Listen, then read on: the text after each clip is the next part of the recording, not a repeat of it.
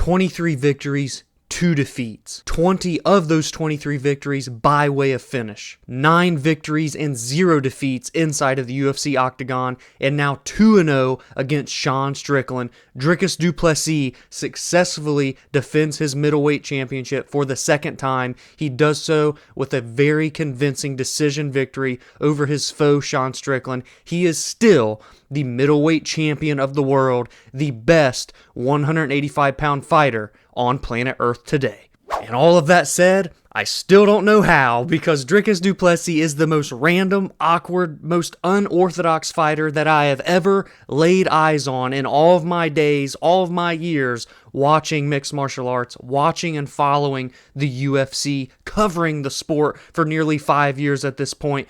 Dricus Du Plessis is just a different breed of dog, of beast, of man, and I just don't understand. And this fight was a near copy and paste from his first fight with Sean Strickland that happened 13 months ago at UFC 297, but it was just much more convincing this time for Dricus Du Plessis, and there was less output this go around. Dricus Du Plessis, pretty much from minute 1 to minute 25, controlled every bit of this fight that was stood on the feet, trading in the pocket, hardly ever even up against the cage. They were inside of the little octagon in the middle of the cage for nearly this entire fight. Dricus just gets the better moments, the upper hand, never really let Sean Strickland get going, even when Sean's coaches were begging and pleading him to press forward and open up with more volume. Dricus was just not allowing it to happen, and Sean Strickland, for whatever reason, couldn't get it to happen. We saw Dricus even break the nose of Sean Strickland in the 4th round with a huge right hook. Right in the schnoz! And that pretty much solidified that there was no coming back in this fight for Sean Strickland, as he was trying to fix his nose throughout the remainder of the fight, pop it back into place, and Dricus just would not let up with his pressure,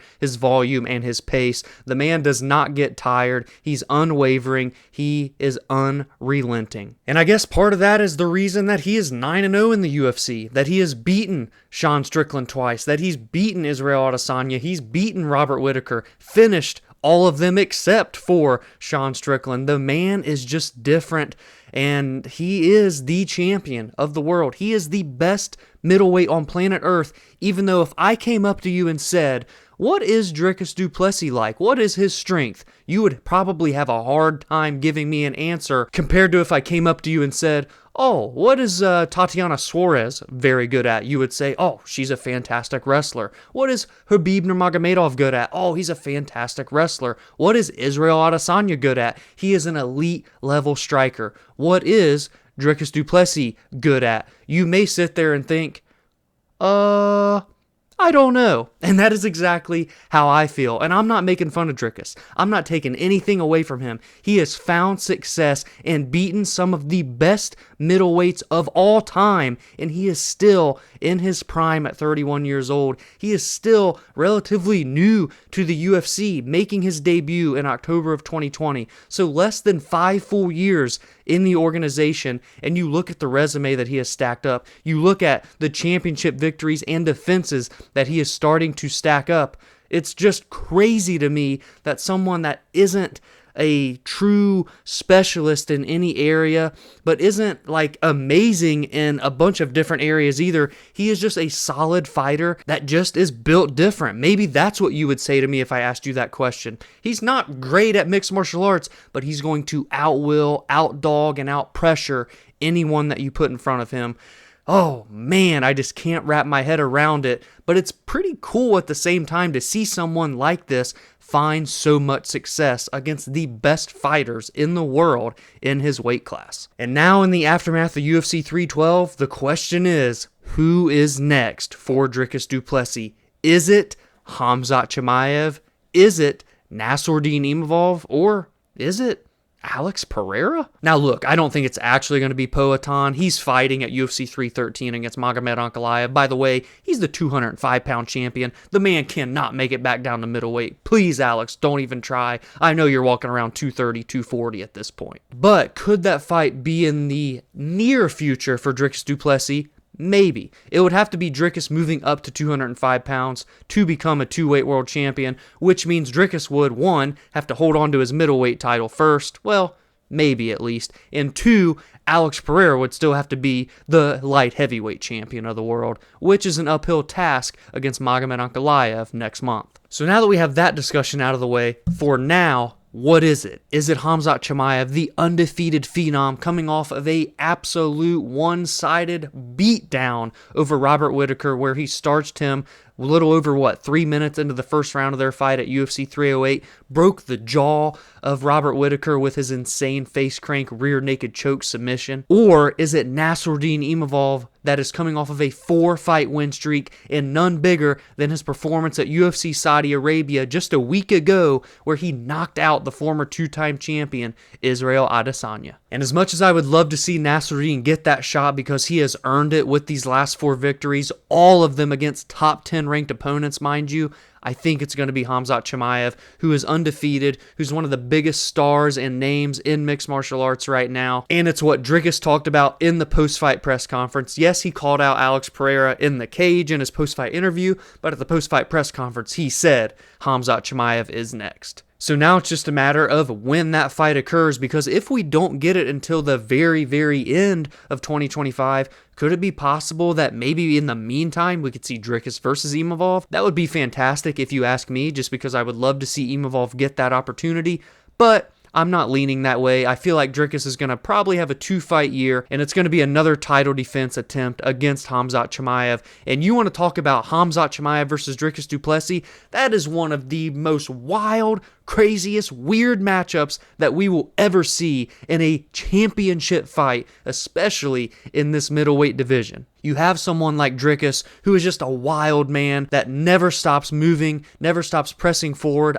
awkward, weird. You just don't know how to even game plan for someone like him, versus Khamzat Chimaev, who has one goal, and it is to press you into the cage, take you down, and make you wilt under his pressure, whether he TKOs you with his ground and pound strikes or submits you with his insane strength. That is probably one of the most intriguing bouts that the UFC can make throughout the remainder of 2025. And yes, there are bouts that I would really love to see, including Tom Aspinall, John Jones, Zhang Weili versus Valentina Shevchenko. We'll get into that in a second. But then, this one is shortly behind. I'd be lying to you if I said I would love to talk about that fight, watch that fight, and somehow, some way, prepare myself for that fight. But I want to know what you all think in the comments below. Is Khamzat Chimaev the wolf next for Dricus Du Plessis, and what would be his 3rd attempt at defending the middleweight title? Or could Khamzat Chimaev finally become the champion that back in 2020 many of us thought was going to absolutely happen at one point in his future?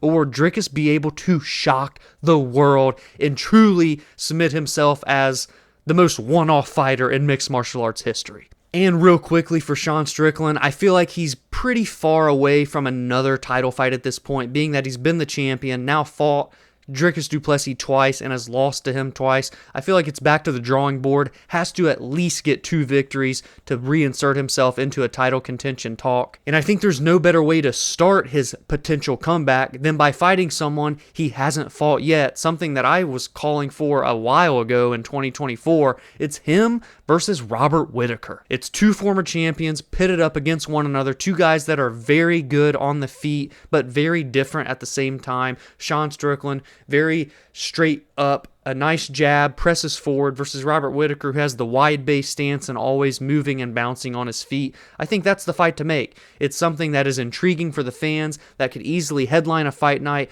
or be a featured bout on a pay-per-view card, and it's 2 guys that are former champions that have never fought one another before. I don't think it gets more straightforward than that. And now we will go from the middleweight title fight main event to the strawweight title fight co-main event, where Zhang Weili continues to cement herself as the best women's mixed martial artist in the world today. I feel like every time I jump into the studio and recap a Zhang Weili title fight, the first talking point, or a talking point that will always be mentioned before I finish the discussion, is that Zhang Weili continues to get better and better fight by fight. She continues to evolve her skills and her mixed martial arts game every single time we see her fight, and it's no different here. At 35 years old, she defends her title for the 3rd consecutive time, this time by becoming the first person ever in professional mixed martial arts to defeat Tatiana Suarez. And part of the way she did it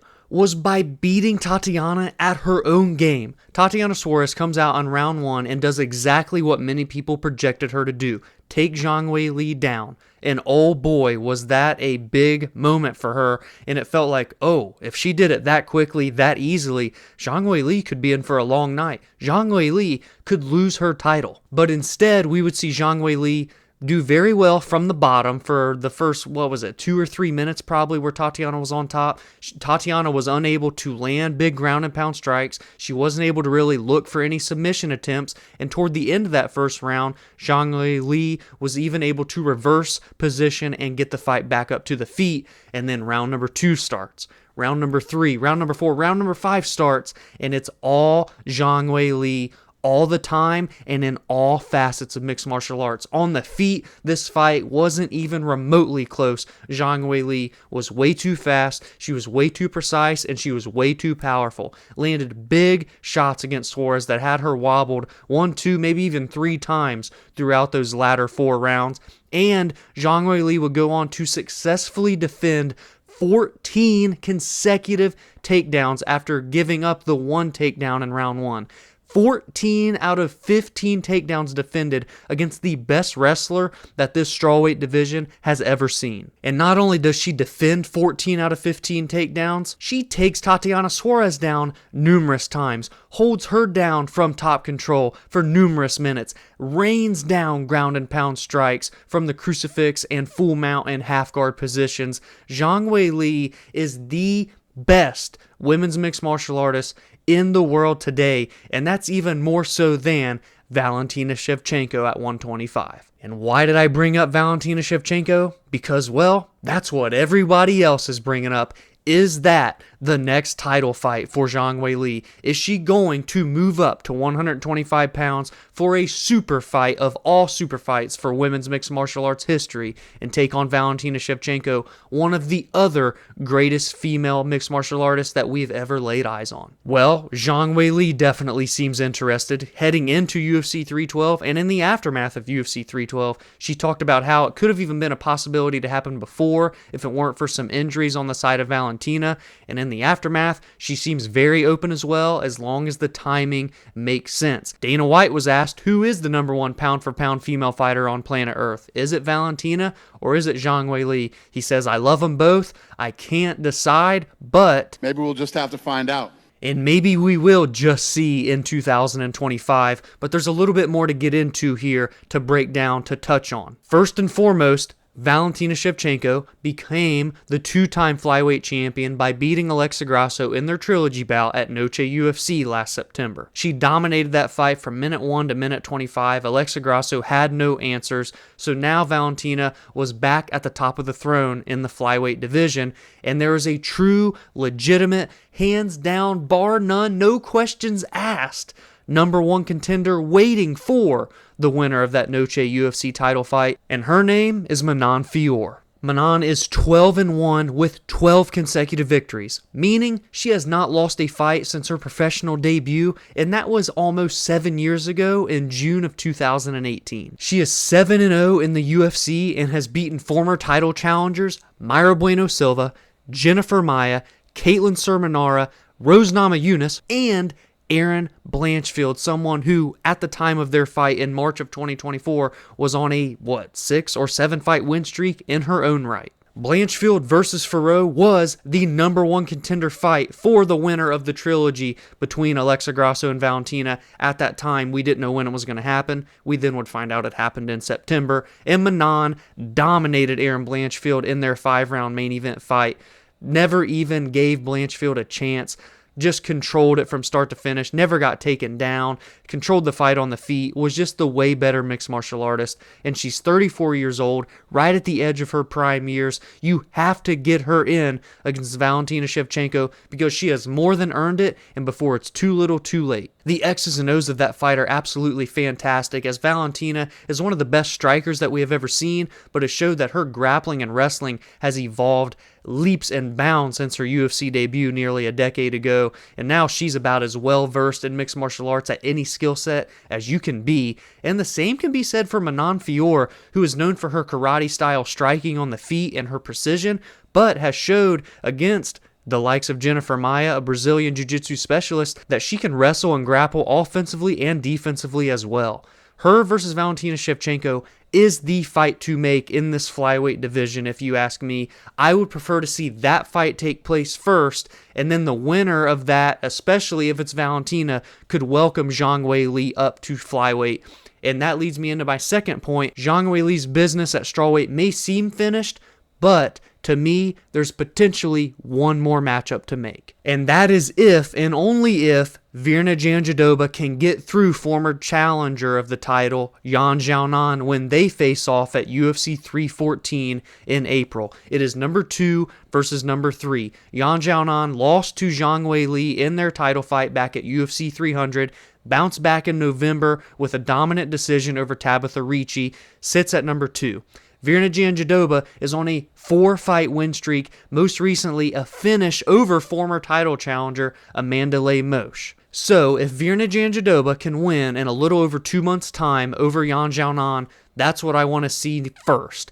Virna Jandiroba versus Zhang Weili, one more title defense for Zhang to make it 4 in a row in the strawweight division, and in the same breath, we can have Manon Fiorot versus Valentina Shevchenko for the flyweight title. And then, if Zhang Weili wins and Valentina wins, that is the perfect storm for the super fight, champion versus champion. And I completely understand if you don't like that idea. Trust me, don't come at me in the comments here. I understand it. Right now, you have a guaranteed super fight between Zhang Weili and Valentina. But if you don't do it immediately, you risk one of them losing. And I 100% understand. And if the UFC decides to do the super fight immediately next, that is completely fine with me. Just please, please, please don't make or force Manon Fiorot to take another fight, because she had already earned it, in my opinion, before the Erin Blanchfield fight, and then she went and beat her. And then, of course, I know that Virna Jandiroba isn't a shoo-in to beat Yan Xiaonan, so there's just a lot of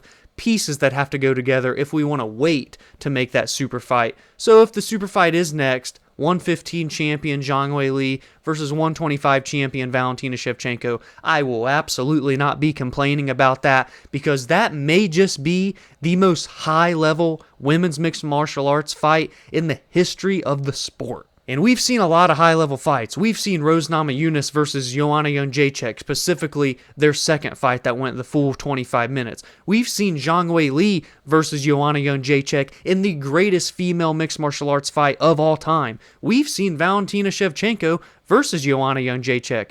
Do you notice a similar theme there in that discussion? Joanna Jędrzejczyk, man, she doesn't get the respect she deserves for being an all-time great. We've seen Valentina Shevchenko versus Amanda Nunes at 135 pounds in a razor-close high-level fight in their second bout with one another. Long story short, we've seen great female mixed martial arts fights, and specifically 4 championship gold now that I'm thinking about it, but none would be better than Zhang Weili versus Valentina Shevchenko. Now, do I have my reservations about the X's and O's of that fight? A little bit, and that is because, well, Zhang Weili isn't all that big of a strawweight to begin with, and now you're telling me she has to go up a weight class to 125 against a champion that used to be at 135? But then you could shoot right back at me with the argument of, well, she's already beaten Jessica Andrade, and she was a former bantamweight fighter. I get it. I'm kind of just going back and forth with myself. That's just my one concern for the fight, is that the size of Zhang Weili doesn't quite fill out to 125. But she could probably make up for her lack of size and reach with her insanely physical strength. So, long story short, as I ramble on here, Zhang Weili is the greatest fighter in women's mixed martial arts today, and the second greatest fighter is Valentina Shevchenko, and it just so happens that they both hold championship belts. So the super fight is more than likely next. And quickly, as I talked about for Sean Strickland, I want to touch on Tatiana Suarez, because now it feels like everyone and their mother is coming out saying Tatiana was overrated, never deserved this, was never ready for this. Oh, miss me with that trash. Are you kidding me? Tatiana Suarez has battled through thick and thin more than most of us will ever know. Going through cancer, beating it and surviving it, going through neck injuries, back injuries, knee injuries, you name it, she's went through it and maintained a perfect mixed martial arts record during all of that, up until she met her match against Zhang Weili. But by no means is she done for. By no means will she never challenge for a title again. I think more than likely you match her up with most of the other top 15 strawweights in the world, and she beats them, and most of them relatively easy. If anything, all this fight proved to me is that Zhang Weili is levels and levels and levels and levels above everyone else at 115 pounds. It wasn't the lack of skill of Tatiana Suarez, it was just how damn good Zhang Weili is. So with that said, first and foremost, I hope that Tatiana can recover from this fight, as she did take some pretty heavy damage, especially to the face. She was all cut up and bruised up and swollen. So once she recovers, I really hope we can see some more activity for her, because she is 34. She missed most of her prime due to those previously mentioned injuries. So I would love to see her at least get one more fight in 2025 to try and bounce back and right the ship. And luckily for her, due to all the time that she missed, there's a lot of fresh matchups for her in this division, and the one that jumps off the page to me immediately is Mackenzie Dern. Mackenzie Dern is one of the most recognizable figures in women's mixed martial arts today, has always had a big name ever since her debut many years ago, and is now finally the closest she's probably ever been to title contention before, coming off of her 2-fight win streak over Lupi Godinez and a submission over Amanda Hebos in the first fight night of 2025. And now you give her one more chance to get one more win, and if she beats Tatiana Suarez, she is a #1 contender and will finally challenge for a strawweight title. And for Tatiana, it's a perfect opportunity to bounce back, get a victory, and halt the momentum of someone surging currently #7 in the world. And not to mention, the X's and O's of that fight are extremely intriguing, because both women are known for their skill sets on the mat, but in completely different realms.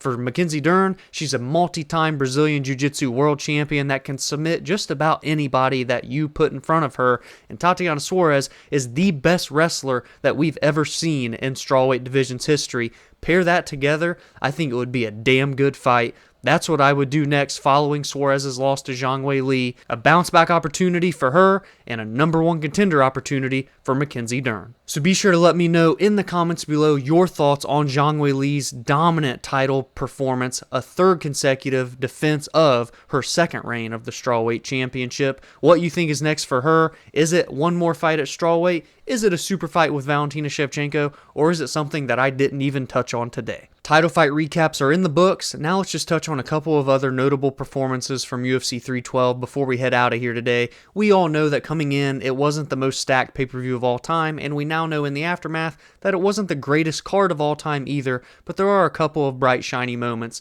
and I want to touch on those quickly here. First was the undefeated 25-year-old 6'7" Tallison Teixeira, who is now 8-0 with all 8 victories by way of finish, 7 of them by knockout, and he makes his UFC debut against Justin Tafa on the main card of a pay-per-view and knocks him out in 35 seconds. Are you kidding me? You pair that unbeaten record with all the finishes, the 25-year-old young prospect title to his name, he won't be fighting many more fights before he's in the top 15, especially if he keeps winning. The 28-year-old Gabriel Santos improved to 12-2 overall in his career, and he did that with a submission win over Jack Jenkins. A very good performance, a very close fight where round 1, Jack Jenkins nearly finished Gabriel Santos, but in the same round, Gabriel Santos almost finished Jack Jenkins with a triangle choke. Gabriel bounced back in rounds 2 and 3 before getting the finish at the 2-minute and 6-second point of that third round. He's now 2-2 in the UFC, back-to-back victories, Jack Jenkins and Yi Za before that. And if you want to talk about his first 2 losses in the UFC, his first 2 fights,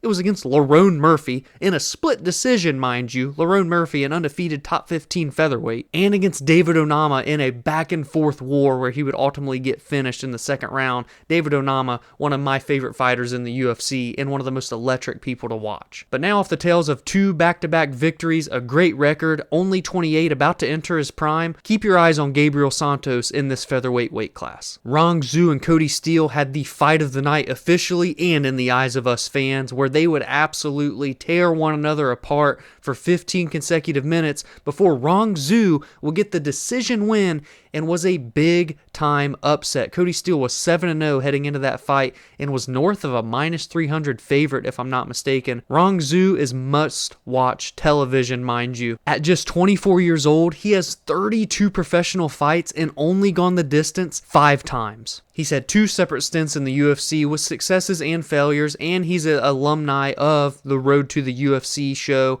Coming off of this victory over an undefeated Cody Steele as the betting underdog and still so young, this guy is going to have a lot of fun fights in his future, and the same can be said for Cody Steele. And last but not least, in the first fight of the night, we saw the debuting Quillan Salkilld get a 19-second knockout over Anshul Jubli. Quillan is just 25 years old. He's 8-1 overall with 6 finishes to his name. He's a Dana White Contender Series alum from 2024 and hasn't lost a fight since his professional debut back in 2021. So an 8-fight win streak overall, a 19-second knockout here to start his UFC career. Can't write it up better than that. So that is it for UFC 312. If there's any fights that I didn't touch on that you want to give your takeaways for, sound off in the comments below. As well, be sure to let me know your thoughts on the 2 title fights. What is next for Dricus Du Plessis? What is next for Zhang Weili? And what is next for their counterparts, Sean Strickland and Tatiana Suarez? If you enjoyed this recap, please be sure to drop a like and subscribe to the channel, where every single week I recap the most meaningful results from every card.